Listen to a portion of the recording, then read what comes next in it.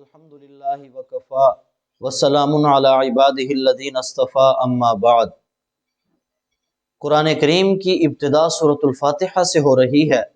اس کا نام فاتحہ اس وجہ سے رکھا گیا ہے، فاتحہ فتح سے ہے، اور فتح کا معنی کھولنے والی، ابتدا کرنے والی۔ قرآن کریم کا آغاز سورۃ الفاتحہ سے کیا جا رہا ہے۔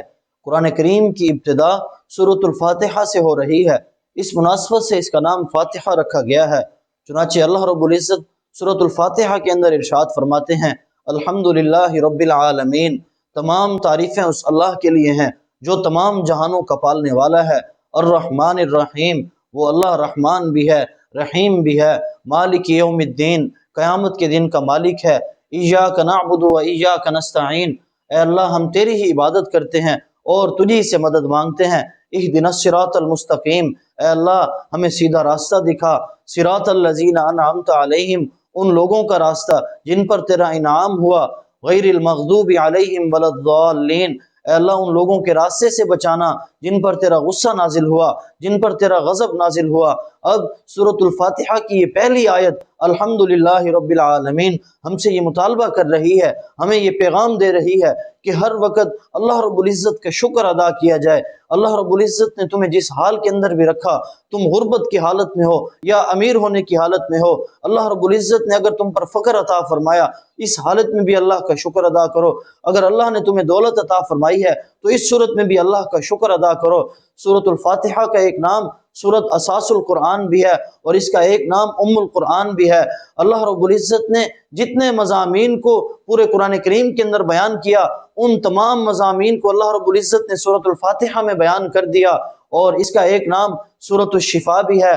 چنانچہ سورۃ الشفا اس کا نام اس مناسبت سے رکھا گیا ہے، فرمایا تمہارے اندر کوئی بھی اگر مریض ہو، کسی بھی مرض کے اندر مبتلا ہو، سورۃ الفاتحہ پڑھ کر جب تم اس کو دم کرو گے، اللہ رب العزت سورۃ الفاتحہ کی برکت سے تمہارے اس مریض کو شفا عطا فرما دے گا۔ اور اگلی سورت سورۃ البقرہ ہے۔ سورۃ البقرہ اس کا نام اس وجہ سے رکھا گیا ہے، بقرہ عربی کے اندر گائے کو کہتے ہیں۔ چنانچہ اس کے 8ویں رکوع کے اندر اللہ رب العزت ایک واقعے کو نقل کر رہے ہیں۔ حضرت موسیٰ علیہ السلام کی قوم کے اندر ایک شخص قتل ہو گیا اور اس کو اس کے اپنے بھتیجے نے قتل کیا۔ قتل کرنے کے بعد اس کو کسی اور گاؤں کے اندر پھینک کر آ گیا اور حضرت موسیٰ علیہ السلام کے پاس آیا، آ کر کہنے لگا، اے موسیٰ آپ اللہ کے پیغمبر ہیں، آپ اللہ کے نبی ہیں، آپ اللہ سے دعا کیجئے، اللہ رب العزت قاتل کی نشاندہی کر دیں۔ اب اس نے یہ سوچا کہ میں جو ہیلا کر رہا ہوں، میں خود حضرت موسیٰ کے پاس آیا ہوں، چنانچہ میں قاتل ہونا چھپ جائے گا، میرا قاتل ہونا چھپ جائے گا، اس چیز کا پتہ نہیں چلے گا کہ اسی نے قتل کیا۔ حضرت موسیٰ علیہ السلام نے اللہ سے دعا کی، اے اللہ قاتل کا پتہ نہیں چل رہا، آپ ہی کوئی تدبیر بتا دیجئے۔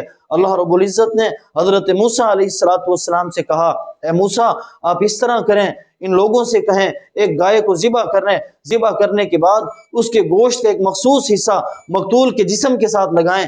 جب مقتول کے جسم کے ساتھ گوشت کا حصہ لگائیں گے تو تھوڑی دیر کے لیے یہ زندہ ہوگا، اور زندہ ہونے کے بعد یہ بتلا دے گا کہ مجھے کس نے قتل کیا۔ چنانچہ حضرت موسیٰ علیہ السلام نے ان لوگوں سے جب یہ کہا، ان لوگوں نے ایسا ہی کیا، ایک گائے کو ذبح کیا، ذبح کرنے کے بعد اس کے گوشت کا مخصوص حصہ مقتول کے جسم کے ساتھ لگایا، وہ تھوڑی دیر کے لیے زندہ ہوا۔ زندہ ہونے کے بعد اس نے بتایا کہ مجھے میرے بھتیجے نے قتل کیا، اور قتل کرنے کی وجہ یہ تھی۔ حضرت موسیٰ علیہ السلام نے ان لوگوں سے کہا کہ اللہ رب العزت نے آپ کو اس چیز کی خبر دے دی۔ چنانچہ حضرت موسیٰ علیہ السلام نے ان لوگوں سے جب یہ بتایا، اب اس کے اندر ایک حکمت یہ تھی کہ گائے کو ذبح کروانے کے اندر کچھ لوگ اس وقت کے اندر ایسے تھے جو موت کے بعد دوبارہ زندگی کا انکار کر رہے تھے، جو موت کے بعد دوبارہ زندہ ہونے کا انکار کر رہے تھے۔ اللہ رب العزت نے یہ واقعہ پیش کروایا اور اس پر حجت قائم ہوگی کہ مرنے کے بعد دوبارہ زندہ ہونا ہے اور اللہ رب العزت کے ہاں پیش ہونا ہے، حساب کتاب ہوگا۔ جس کے اعمال اچھے ہوں گے اس کو جنت کی صورت میں جزا عطا فرمائی جائے گی، اور جس کے اعمال برے ہوں گے اس کو جہنم کی صورت میں سزا عطا فرمائی جائے گی۔ چنانچہ سورۃ البقرہ کی ابتدا حروف مقطعات سے ہو رہی ہے۔ اللہ رب العزت نے بتلایا، الف لام میم ذالک الکتاب، میرے دوستو یہ حروف مقطعات جو ہیں پورے قرآن کریم کے اندر، اس کے متعلق اللہ کے نبی علیہ السلام نے فرمایا کہ اس کی مراد اللہ ہی بہتر جانتے ہیں۔ فرمایا ایمان والوں کے لیے یہ حکم ہے کہ اس پر ایمان لے آئیں۔ جب ان آیات کو حروف مقطعات کے الفاظ کو ہم ادا کریں گے، پڑھیں گے، اللہ رب العزت اس پر ہمیں اجر و ثواب عطا فرمائیں گے۔ آگے فرمایا ذالک الکتاب، مراد قرآن کریم، فرمایا یہ کتاب لا ریب فیہ، اس میں کوئی شک نہیں، کوئی شبہ نہیں۔ عربی کے اندر ریب اس کو کہتے ہیں کسی چیز کے 100 حصے کیے جائیں اور 100واں حصہ جو ہوتا ہے اس کو ریب کہا جاتا ہے۔ یعنی شک کے اگر 100 حصے کیے جائیں اور 100 میں سے جو 100واں حصہ ہوگا، عربی کے اندر اس کو ریب کہتے ہیں۔ فرمایا لوگوں قرآن کریم کے اندر اتنا بھی شبہ نہیں، اور فرمایا ھدی للمتقین، یہ قرآن متقی لوگوں کے لیے ہدایت ہے۔ یہ قرآن ان لوگوں کے لیے ہدایت ہے جو متقی ہیں، جو تقوی اختیار کرتے ہیں، اللہ سے ڈرتے ہیں۔